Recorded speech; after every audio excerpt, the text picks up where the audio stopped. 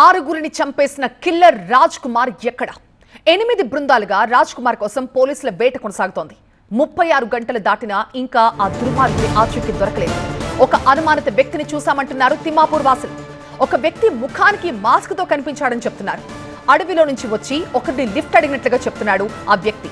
మరిన్ని వివరాలు మా కరెస్పాండెంట్ శ్రవణ్ అందిస్తారు. షాబాద్లో 6 హత్యలు చేసి తప్పించుకొని తిరుగుతున్న సైకో కిల్లర్ రాజ్ కుమార్ కోసం పోలీసులు 10 బృందాలుగా గాలించడం జరుగుతుంది. తిమ్మాపూర్ రైల్వే స్టేషన్ దగ్గర నిందితుడు నిన్న సాయంత్రం ఒక కారు వదిలేసి వెళ్ళినట్టుగా పోలీసులు గుర్తించారు. పోలీసులు కారుని స్వాధీనం చేసుకున్నారు. సో చుట్టుపక్కల ప్రాంతాల్లో వెతుకుతున్నారు. సో ఈ రోజు ఉదయం సుమారు 8:30 నుంచి 9:30 ప్రాంతంలో ఒక అనుమానిత వ్యక్తిని ఇక్కడ పోలీసులు పట్టుకొని ఉన్నారు. అనుమానిత వ్యక్తి టిఫిన్ ఎక్కడ దొరుకుతుందంటే ఒక వ్యక్తిని అడిగారు. ఆ వ్యక్తి ప్రస్తుతం మనతో ఉన్నాడు. బహుశా అది రాజ్ కుమార్ అనే ఒక అనుమానాలు అయితే చాలా బలంగా వినిపిస్తున్నాయి. ఏం జరిగింది అనేది చూద్దాం. అన్న, మీ పేరేంటి? మీరు ఎక్కడ? కుమార్ కూడా సుధాకర్. ఓకే, ఏం జరిగింది పొద్దున్న? నేను ఇక్కడ ఎలా వస్తుంటే టిఫిన్ ఏడు దొరుకుతాను ఇక్కడ అడిగాడు. అడిగితే మన ఆ అబ్బాయి ఎక్కడ ఉన్నాడు? ఎవరు? అనుమానిత వ్యక్తి అక్కడ తీసుకో. ఎక్కడ? నాతో పాటు రావాలి. ఇక్కడ నిలబడ్డాడు. అన్న టిఫిన్ ఎక్కడ దొరుకుతా అంటే నేను ఇట్లా ఆవులో ఒకటి కట్టేసి వస్తున్నా. టిఫిన్ ఎక్కడ దొరుకుతా అంటే అక్కడ తిమ్మపూర దొరుకుతాపో అని చెప్పింది. అయితే అప్పుడే బండి వచ్చింది. బండి ఒక రోడ్డు పేరు బండి వచ్చింది. బండి ఈయన ఆపి మధ్యలో సెంటర్ బండి సెంటర్ ఇక్కడ ఆపింది. ఎక్కడ ఆపింది బండి? బండి ఇక్కడ ఆపింది. ఓకే, ఇవో ఈ ఆటో కాడ ఈ సెంటర్ రోడ్ సెంటర్ పోయి ఇక్కడ ఆపిండు.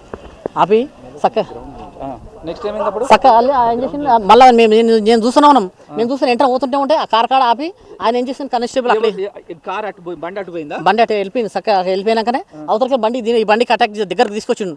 తీసుకొచ్చిన ఆయన కానిస్టేబుల్ ఇక్కడ మా గూడూరులో ఉంటాడు. అయితే ఏం చేసింది మళ్ళీ ఆ బండి అయినా ఏం చేసి దుంకి అక్కడ వెళ్ళిపోతే ఆ కట్టెలు తీసుకొని అక్కడ నేను కూడా వెళ్ళిన చక్కగా వెళ్ళాను. ముందుకి వెళ్ళటాకల కట్ట తీసుకొని వెళ్ళటాకల ఆయన బండి మీద అంటే మీరు ఆయన ఇక్కడ నిలబడ్డారు. మీరు ఇక్కడికి వచ్చిన తర్వాత టిఫిన్ ఎక్కడ దొరుకుతుందంటే ముందని చెప్పారు. ఇంకో బండి ఇక్కడ నుంచి వస్తే లిఫ్ట్ అడిగి ఎక్కాడు. ఇట్లా బండి వస్తుంటే లిఫ్ట్ అడిగి ఎక్కాడు. ఓకే, ఎంత దూరం పోయాడు? దాని కాడికి పోయారు. ఆ ఇల్లు పక్కన ఇల్లు కానే దొరికాడు. ఇల్లు దగ్గర ఆ ఇల్లు దగ్గర ఎదురు నుంచి ఒక పోలీసు వస్తున్నాడు. ఆయన బండి ఆపి దీనికి దగ్గరకు వచ్చింది. ఆయన ఆపి ఆయన తీసుకుని వెళ్ళి. అంటే ఆయన ఎట్లా మనిషి ఎట్లున్నాడు?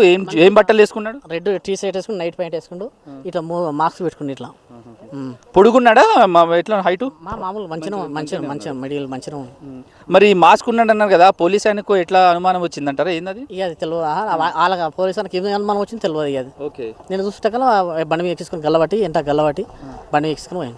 ఇప్పుడు పోలీసు బండి ఆపంగానే ఆ 2 వీలర్ లో అబ్బాయి వచ్చి ఆపంగానే ఈయన ధైర్యంగా ఉన్నాడా? ఊరికి పారిపోతే ఆయన కట్ట తీసుకొని పెద్ద కట్ట తీసుకొని ఆయన ఎంట ఉరికిండు.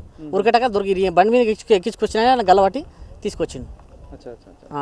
ఈ షాబాద్ లో జరిగిన 6 హత్యల్లో ఉన్న వ్యక్తి లాగానే మీకు అనిపిస్తుందా? మీకు ఏమనిపిస్తుంది? మాకు అదే లెక్క ఉంది కానీ మా ఈయన ఏందనేది తెలియదు. కానీ ఆయన వ్యక్తి అయితే అట్లా తొందరలో ఉన్నాడు. ఆయన కూడా అది మనం ఎవరో ఏమనుకొని మేము బాగాలి. ఓకే ఓకే, అట్లా. సో ఇది పరిస్థితి.